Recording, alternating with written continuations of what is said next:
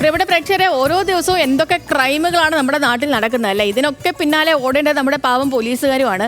ചില സമയത്തൊക്കെ നമുക്ക് പോലീസിനോട് പോലീസ് എന്താ കാണിക്കുന്നത് എന്നൊക്കെ നമുക്ക് ചില സംഭവങ്ങളിലൊക്കെ തോന്നും. പക്ഷേ എങ്കിലും കഷ്ടം കേട്ടോ, അവർ ഈ ഓരോ കേസുകളും ഒക്കെ കണ്ടുപിടിക്കാൻ അവർ പെടാപ്പാട് പെടുന്ന കാര്യങ്ങളും നടക്കുന്നുണ്ടെന്നുള്ളതാണ്. കാരണം ഞാൻ ഈ അടുത്ത പോകുന്ന റിപ്പോർട്ട് അതുമായി ബന്ധപ്പെട്ടതുള്ളതാണ്.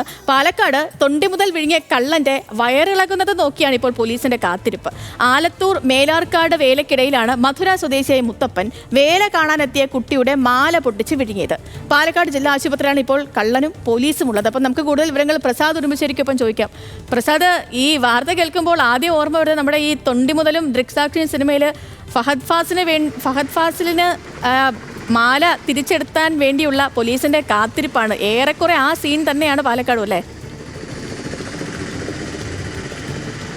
തീർച്ചയായും സതിലക്ഷ്മി, കാരണം നമുക്ക് ഈ വാർത്ത പറയുമ്പോൾ ആ സിനിമയെക്കുറിച്ച് ഓർക്കാതെ പോകാൻ പറ്റില്ല എന്നുള്ളത് തന്നെയാണ്. കാരണം ഈ സംഭവം നടക്കുന്നത് കഴിഞ്ഞ ഞായറാഴ്ചയാണ്. അവിടെ മേലാർകോട് അവിടെ ക്ഷേത്രത്തിലെ ഉത്സവം കാണാൻ വന്ന അച്ഛനും മകളുമാണ്. 2.5 വയസ്സുള്ള കുട്ടി.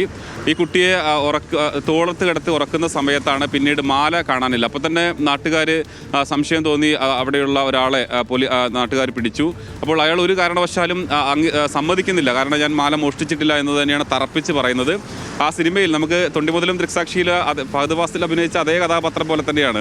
അതിൽ തറപ്പിച്ച് പറയുകയാണ്, അങ്ങനെ ഞാൻ മാല വിഴുങ്ങിയിട്ടില്ല എന്ന് തറപ്പിച്ച് പറയുന്നു. പക്ഷേ നാട്ടുകാർ പറയുന്നു ഇയാൾ തന്നെയാണ് മാല വിഴുങ്ങിയത്. സംഭവ സ്ഥലത്തേക്ക് പോലീസ് വരുന്നു. പോലീസ് വന്നാൽ ആദ്യം ചെയ്യുന്നത് ഇയാളോട് ചോദിച്ചു. അപ്പോൾ ഇയാൾ അപ്പോഴും തറപ്പിച്ച് പറഞ്ഞ് ഞാൻ ഈ മാല മോഷ്ടിച്ചിട്ടില്ല എന്ന് പറയുന്നു. അങ്ങനെ പോലീസ് പോയി രാത്രി, അതായത് ഇന്നലെ പുലർച്ചെ പോയി ഈ മോഷ്ടാവിൻ്റെ, അതായത് മധുര സ്വദേശിയായ മുത്തപ്പൻ എന്നാണ് അദ്ദേഹത്തിൻ്റെ പേര്. അയാളെ കൊണ്ട് എക്സ്റേ എടുപ്പിച്ചു. അവിടെ പോയിട്ടുള്ള ആശുപത്രി പോയി എക്സ്റേ എടുത്തു. എക്സ്റേ എടുത്തപ്പോൾ അവിടെ മാല കാണാൻ കഴിയുന്നുണ്ട്. മാല കൃത്യമായി വളരെ വ്യക്തമാണ്.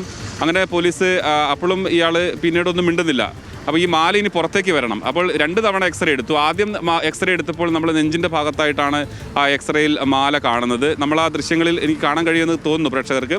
2 എക്സ്റേ ഉണ്ട്. ആദ്യം ഒന്ന് നെഞ്ചിൻ്റെ ഭാഗത്താണ്, പിന്നീട് ഏറെക്കുറെ വയറിൻ്റെ ഭാഗത്തേക്ക് ഈ മാല ആ എക്സ്റേയിൽ വളരെ തെളിഞ്ഞ് കാണാം.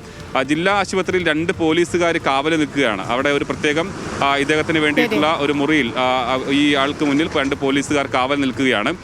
അതോടൊപ്പം തന്നെ വയറിളകുന്നതിന് വേണ്ടി, ഇതിപ്പോൾ സാധാരണഗതിയിൽ നമുക്ക് ടോയ്ലറ്റിൽ പോകാൻ പറ്റില്ല. അപ്പോൾ അതിനായി പ്രത്യേകം സജ്ജീകരിച്ച ബക്കറ്റുമെല്ലാം വെച്ചുകൊണ്ട് അവിടെ കാത്തിരിക്കുകയാണ്. ശരി പ്രസാദ്, ആ ദൃശ്യങ്ങളിൽ വ്യക്തമാണ് 2 എക്സ്റേകളിലും എവിടെയാണ് മാല കിടക്കുന്നതെന്നൊക്കെ കറക്റ്റ് ആ സിനിമ തന്നെ ഓർമ്മ വരികയാണ്. നമ്മുടെ ഫഹദ് ഫാസിലിന്റെ എക്സ്റേ എടുക്കുന്നതും പിന്നീട് പോലീസ് കിലോ കണക്കിന് പഴമൊക്കെ മേടിച്ചു കൊടുത്ത് ഇങ്ങനെ കാത്തിരിക്കുന്നതൊക്കെ അതേ ഏറെക്കുറെ ആ ഒരു സീൻ തന്നെയാണ് നമ്മുടെ പാലക്കാട് നിന്നും കാണാൻ കഴിയുന്നത്. ഓക്കെ പ്രസാദ്, ഈ പോലീസിന്റെ കാത്തിരിപ്പിന് എത്രയും വേഗം ഒരു ഫലം ഉണ്ടാകട്ടെ, തൊണ്ടി മുതൽ കിട്ടാൻ കഴിയട്ടെ.